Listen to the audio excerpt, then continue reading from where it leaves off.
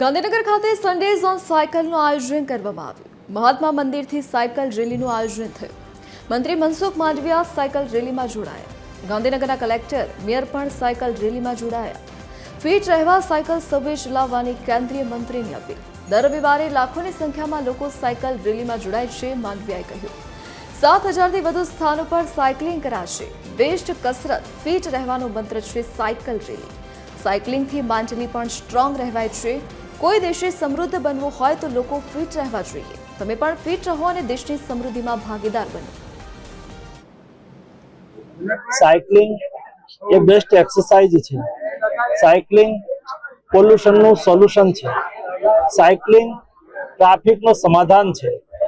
Cycling એ fit રહેવાનો મંત્ર છે. તો ચાલો આપણે સૌ સાથે મળીને મોદીજીની ફિટ ઇન્ડિયા મૂવમેન્ટ સાથે જોડાઈએ. હર સન્ડે સાયકલિંગ કરીએ. આપણા નિવાસથી કામકાજનું સ્થાન દૂર ન હોય તો સાયકલ લઈને જઈએ.